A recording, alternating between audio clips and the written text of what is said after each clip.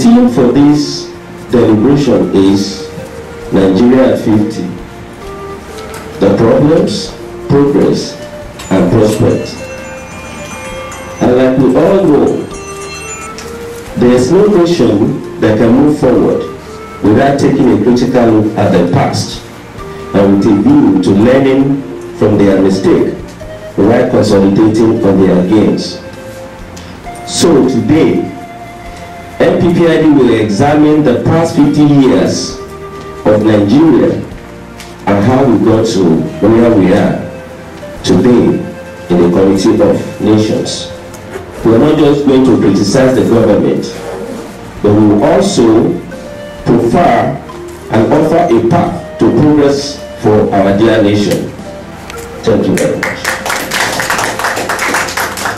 The thing that I want to say today is that our country, Nigeria, faces a particularly momentous time in the coming months with elections that are around the corner. A lot of Nigerians, as well as observers of Nigeria, believe that this is an almost make or mar situation for us that will begin to reclaim our country if we get the elections right. On the other hand, if we fail to get the elections right, that we may, after all, lose Nigeria as an idea and as a nation, perhaps in a way that will be very difficult to redeem. It changes the game with all of us. But talking on a personal note, I feel that if I continue to be in America for another 30 years, I've been here 30 years already. Number one, I'll be too old to run around. Number two,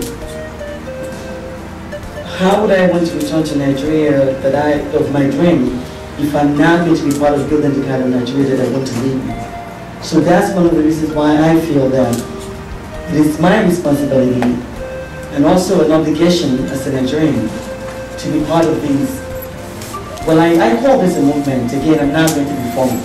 To be part of this movement, because if we want a change, we have to be committed to creating the kind of change that we really dream of.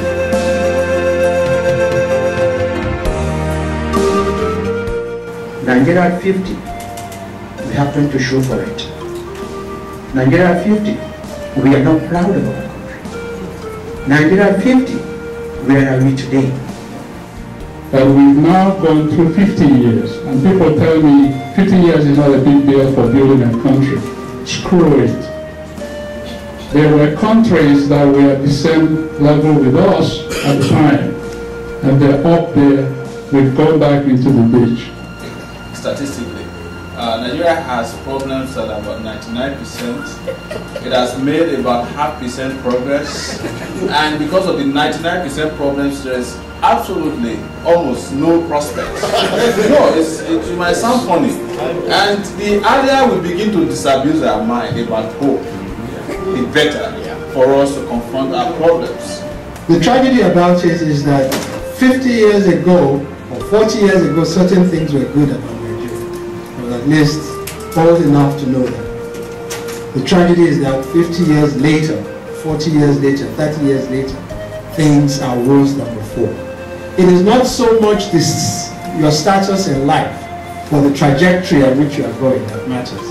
And unfortunately, the trajectory of Nigeria has been going down for quite some time. What you want is what I want. What the Hausa man wants is what the Yoruba man wants. What the Igbo man wants is what the Chief man wants. And what we want are simply basic things. Nigerians want the opportunity to create better life, health, wealth, and happiness. That's what Nigerians want. Nigerians want clean water. Nigerians want steady electricity. Nigerians want employment. Nigerians want very basic things. 50 years have gone of the rape, pillage of this country, and all of us are guilty. And how are we guilty? Back in the day, when people like Anthony Enaoru at 26 moved the motion for independence of Nigeria. These were intellectuals, these were people that were killed, they were beaten, they fought, they sacrificed something.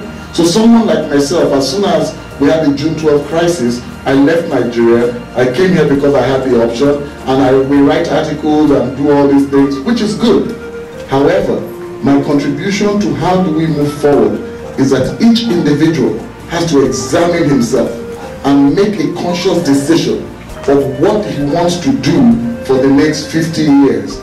Personally, I do not think that we can ever get a very, very good government in Nigeria. So what I'm always trying to fight for is for the government, whichever government we have, to try and create an enabling environment for the private sector.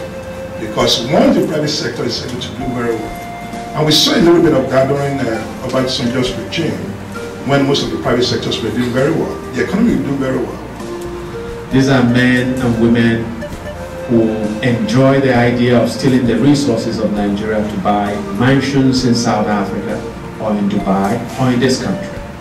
And what they forget is that the countries they love to go to were created not by accident, but by the vision and creativity and commitment of people like themselves. We know all these people. People talk about Jonathan. Jonathan has been our president for how many months now? More than 8 months. What has he done? IBB was there for 8 years. That is not somebody we should consider again. We know Buhari. I mean, he ruled for a very short time, but we know his weaknesses. We have a lot of people that are in the race now. Please, I think this is the time for us to act. Not until I left the shores of Nigeria and migrated to the United States that I knew all the wrong and all the evils and how messed up our system really is. I work with an organization where I coordinate 26 different African countries in terms of projects, in terms of going to provide solutions. I've had projects that provide solutions in terms of water sanitations, in terms of housing, in terms of power supply to various countries, but I cannot connect to my own country because the system is not working. The first time you connect to your government and say, I have this project already approved by USAID, World Bank, and you have the fundings already. I just need the government to approve it to have the enabling environment. The government is asking me, how much is my share in this project? Come on, how then can we help such country to bring such solution?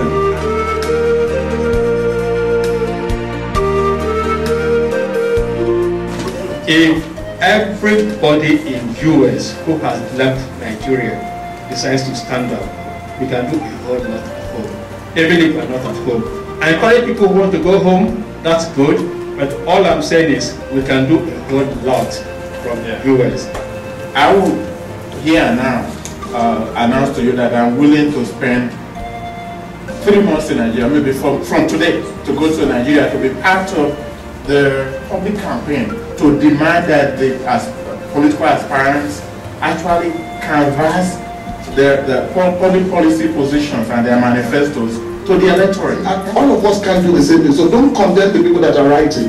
The people that write, they are doing their part. The pastors, like Tunde Bakari, he's doing his part. The Wole Soyinkas are doing their part. What about Remi or Shikoru? And so I have decided, whether I die or live, I'm going back to Nigeria and I'm going to get involved. The only way Nigeria is going to change is if the youth is actually actively involved. That it's not going to happen if the youth are disenfranchised, undereducated, have no idea, or actually don't care, or are just okay with living in the comfortable abodes of their, places abroad. So, I mean, my thing is, if you can get your kids, your nephews, get them involved, bring them with you to your meetings. Let them know that Nigeria is their country as well, and it's not enough to sit in the US or in the UK and be comfortable with that. Thank you. Thank you. First and foremost, let us all try to clean up our image of Nigerians in America and truly be a force in America that people can reckon with in this country.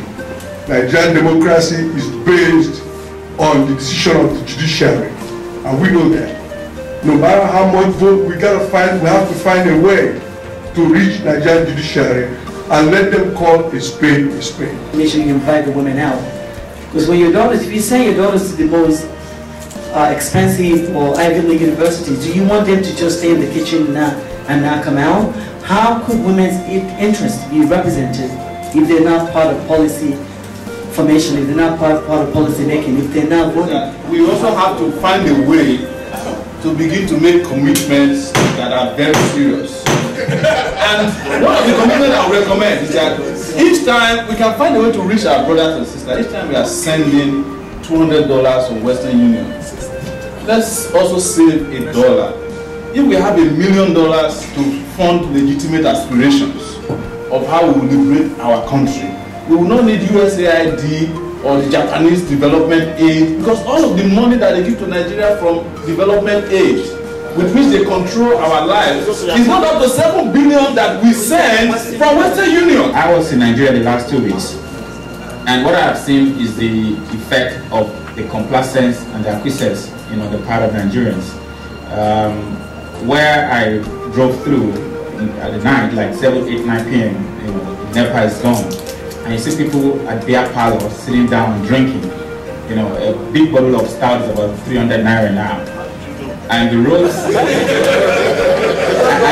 and the roads are so bad. But you still see people sit on those chairs, next to those bad roads. And I said to myself, wouldn't it make a lot of sense if virtually every street you get to in Lagos, there are beer parlors there?